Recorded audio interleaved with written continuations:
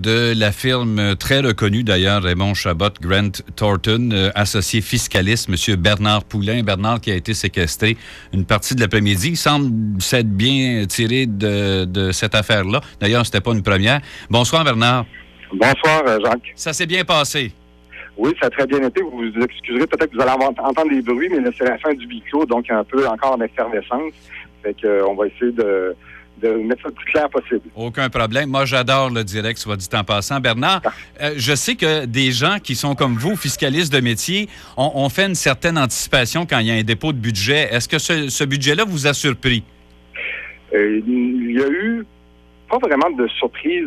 Donc, entre autres, on avait déjà annoncé l'annulation de la hausse des droits de scolarité. Ça a été confirmé dans le budget. Et ils ont aussi indiqué qu'il allait y avoir un sommet sur l'enseignement supérieur.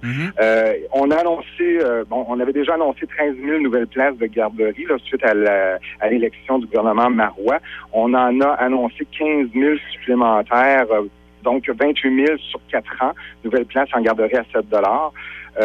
On a annoncé aussi 3 000 nouveaux logements abordables. Oui. Ils ont fait une mesure au provincial comme celle du fédéral. Ils ont instauré pour les familles un crédit d'impôt remboursable pour les activités physiques, artistiques et culturelles pour les enfants. C'est pour les enfants de 5 à 16 ans. Okay. C'est un crédit d'impôt de 20 de 100 $ en 2013. C'est pas beaucoup, mais en tout cas. Mais ça va être bonifié jusqu'en 2017. Ça va être 20 de 500 $. Ça va aller jusqu'à 100 $ de crédit. Fait que cette année, c'est 20. En 2017, ça va être jusqu'à un maximum de 100 $. Et on a annoncé aussi que, puis ça, il l'avait annoncé auparavant, qu'on allait atteindre l'équilibre budgétaire en 2013-2014. Oui. Donc, la question que je me posais, moi, c'est qu'est-ce qu'ils vont faire pour payer tout ça? Et ce qu'on peut voir comme mesure, entre autres, au niveau d'Hydro-Québec, ils vont le mettre à contribution Hydro-Québec. Ils vont abolir 2000 postes, mais par attrition. Donc, quand les gens vont arriver à la retraite, ils ne renouvelleront pas leur poste. C'est ça. C'est pas des gens qu'on met à la porte, là. C'est attrition. Donc, des gens qui quittent, on ne remplace pas.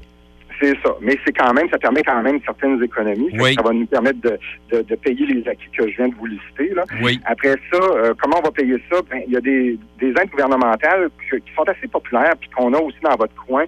Des entreprises qui innovent, qui développent des nouveaux produits, des nouveaux procédés de fabrication, ont droit à des crédits d'impôt à la recherche et développement. Ça, c'est intéressant. Oui, c'est très intéressant. Ça continue et c'est même bonifié en passant pour des entreprises du biopharmaceutique. Là.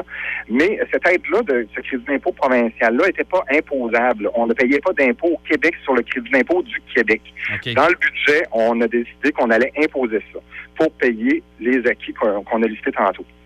Au niveau des travailleurs expérimentés, le gouvernement Charest avait dit aux employeurs, on vous encourage à embaucher des gens de 65 ans et plus et on va à ce moment-là on va diminuer votre cotisation au Fonds de services de santé pour ces gens-là qui ont 65 ans et plus. Ben là, le gouvernement Marois a dit cette mesure-là, on l'élimine. OK. Après ça, on a dit on va donner des nouvelles ressources à l'Agence du revenu du Québec pour contrer l'évasion fiscale. Et grâce à ces nouvelles ressources-là, on pense aller chercher 80 millions supplémentaires en 2013-2014. OK. C'est utopique, ça, ou réalisable, Bernard? C'est réalisable. L'objectif qu'ils se sont fixés, c'est 3,8 milliards de récupération d'argent au niveau de l'évasion fiscale, oui. Au niveau de la construction, surtout de la restauration. Et les mesures qu'ils ont mis en place, l'Agence du revenu du Québec ont déjà porté fruit. Fait que je pense que c'est réaliste de penser qu'on peut aller chercher des sommes supplémentaires comme ça. OK. Ils se sont coupés des revenus, cependant, quand on dit que les redevances imposées aux minières, là, on décide tout simplement de reporter ce projet-là. Ouais. Ils se coupent de l'argent, là. Donc, là-dessus, au niveau des ressources naturelles, on voit que dans le budget, on n'a pas éliminé le plan Nord. Okay, on l'a changé de nom. On l'a changé de nom. On appelle ça le développement du Nord, le Nord pour tous. OK. Et on n'a pas dit on va demander plus aux minières. On a dit tout simplement on va revoir le régime qui encadre l'exploitation des ressources. Il va y avoir des consultations avec le secteur minier, puis la responsable est la ministre des Ressources naturelles, Martine Ouellette. Là. Okay. Donc, ils n'ont pas décidé, en tout cas dans le budget, on n'a pas lu qu'ils allaient demander plus aux minières pour payer les acquis qu'on a listés tantôt. Okay. Par contre, à partir de ce soir, il y a une augmentation des taxes sur le tabac. Oui. Ça représente 2 sous par cigarette, 50 sous par paquet, 4 $ par cartouche. L'alcool, il passe aussi. L'alcool est augmenté. C'est 3 sous pour une bouteille de bière, 17 pour les bouteilles de vin et 26 sous pour les bouteilles de spiritueux. Ça, Bernard, ça va entrer en vigueur à compter de minuit ce soir, là. Oui, et ça va demander aux dépanneurs, aux restaurants de faire un inventaire ce soir pour déterminer c'est quoi leur stock qui va être maintenant visé par la nouvelle hausse des taxes. Et il y a du monde qui va travailler tard la soirée. C'est ça. Fait que je ne savais pas ce matin, mais ce soir, je vous l'apprends. Je vais prendre une mauvaise nouvelle. Oui, c'est ça. Et là, si je veux inviter quelqu'un avec une bouteille de vin, on va faire ça à soir, là. C'est ça, mais ne tirez pas sur le messager. Non. Ben non, absolument pas, Bernard. Non. Donc, une mesure que je trouve intéressante, mais encore une fois, on voit que c'est des mesures qui découlent peut-être du budget accéléré que le gouvernement Marois a fait. On a dit au niveau des infrastructures, il faut revoir la façon d'attribuer les infrastructures.